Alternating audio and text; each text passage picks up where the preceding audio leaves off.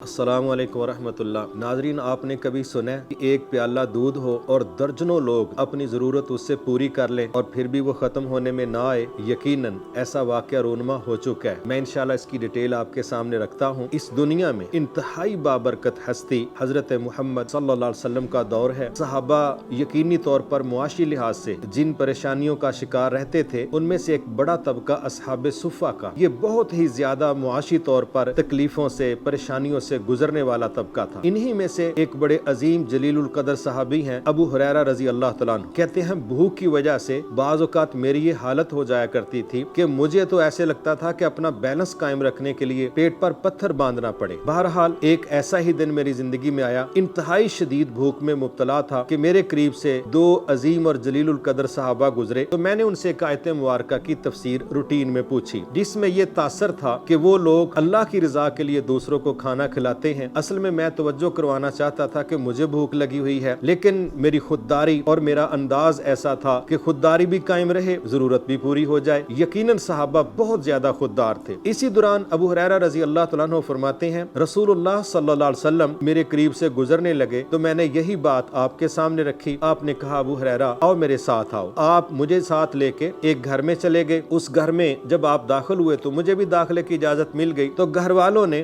آپ کو ایک دودھ کا پیالہ پیش کیا۔ اب وہ جب دودھ کا ایک پیالہ پیش ہوا تو میں نے امید لگا لی کہ اب یہ آپ پیئیں گے اور میں پیوں گا، ہمارا گزارا ہو جائے گا۔ لیکن نبی صلی اللہ علیہ وسلم نے اسی دوران کہا ابو ہریرہ جتنے لوگ اہل صفہ کے ہیں سب کو انوائٹ کر لو کہ وہ سارے کے سارے اس دودھ کی دعوت میں شریک ہو جائیں۔ ابو ہریرہ رضی اللہ تعالیٰ کہتے ہیں میں بڑا پریشان ہوا کہ ایک پیالہ دودھ کا ہے، یہ تو ہم دونوں کو کفایت شاید نہ کرتا۔ اب آپ نے کہہ دیا کہ سارے اہل صفہ کی دعوت ہے، اور باقی روایات سے پتہ چلتا ہے اہل صفہ کو 2 4 6 لوگ نہیں تھے، اوسطاً ان کی تعداد 70 سے 100 تک ہوتی تھی، اور یہ وہ لوگ تھے کہ ظاہراً جن کے سہارے نہیں تھے۔ تو نبی صلی اللہ علیہ وسلم نے ان کو صفہ کے نام سے ایک جگہ اکاموڈیٹ کیا۔ آپ ان کی تعلیم، تربیت اور ان کی معیشت کے حوالے سے ہر وقت کوشاں رہتے تھے، لہٰذا وہ سارے کے سارے اس دعوت پر اس صحابی کے گھر میں آ گئے۔ اب نبی صلی اللہ علیہ وسلم مجھے کیا کہتے ہیں؟ کہتے ہیں ابو ہریرہ یہ پیالہ پکڑو، ایک ایک بندے کو پیش کرو۔ تو کہتے ہیں میں نے پھر محسوس کیا کہ اتنے زیادہ لوگ، اب پتہ نہیں اس پیالے کا کیا بنے گا۔ بہرحال میں نے اطاعت میں وہ پیالہ دودھ کا سب کے سامنے باری باری پیش کیا، سب نے جی بھر کے اس کو پی لیا، اور وہ وقت آ گیا کہ پیالے میں ابھی بھی دودھ اسی طرح کا تھا جس طرح کہ میں نے شروع میں ان کو پیش کیا تھا۔ کہتے ہیں اے ابو ہریرہ اب یہ دودھ آپ پیو۔ کہتے ہیں میں نے پینا شروع کیا، میں نے ایک دفعہ پیا، آپ صلی اللہ علیہ وسلم نے فرمایا ابو ہریرہ اور پیو۔ میں نے اور پیا، پھر آپ نے کہا ابو ہریرہ اور پیو۔ کہتے ہیں میں نے اتنا زیادہ پی لیا ہے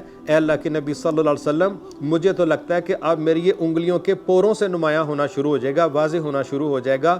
جتنا پریشر کے ساتھ جتنا زیادہ سے زیادہ میں پی سکتا تھا میں نے پی لیا ہے۔ اس کے بعد نبی صلی اللہ علیہ وسلم نے وہ دودھ کا پیالہ پیا، اور پکڑ کے سارے کا سارا جب پینے کی کوشش کی تو آپ نے وہ دودھ کا پیالہ ختم کر لیا۔ ناظرین، اس میں چند چیزیں بڑی سمجھنے والی ہیں۔ پہلی بات سمجھنے والی یہ ہے، اندازہ کریں کہ کس قدر شدید بھوک اور پیاس میں مبتلا تھی خود رسول اللہ صلی اللہ علیہ وسلم کی ذات مبارکہ، مگر اس کیفیت کے باوجود آپ نے اپنی ذات کو ترجیح نہیں دی، بلکہ آپ نے کیا کیا؟ آپ نے اہل صفہ جو یقینی طور پر ظاہری لحاظ سے بے سہارا تھے، آپ نے ان کو ترجیح دی، باوجود اس کے کہ ضرورت مند آپ بھی تھے، ضرورت مند ابو ہریرہ رضی اللہ تعالیٰ عنہ بھی تھے۔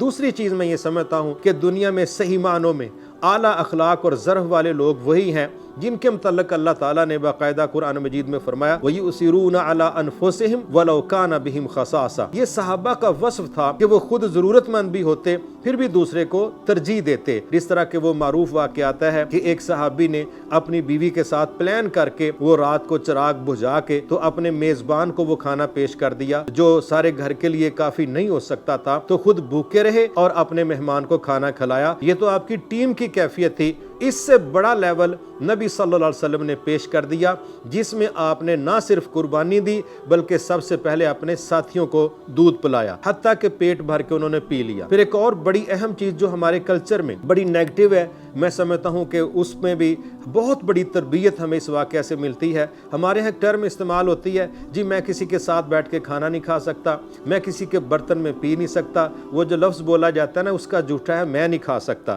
میں نہیں پی سکتا۔ اب آپ اندازہ کریں دنیا کی سب سے صاف ستھری ہستی، سب سے پاکیزہ اور مطہرہ ہستی حضرت محمد صلی اللہ علیہ وسلم، اب آپ اندازہ کریں ان کا وقار اور ان کا صفائی کا لیول، لیکن انہوں نے سب سے پہلے خود نہیں پیا، بطور میزبان ایک عمل یہ کیا کہ خود آخر میں پیا۔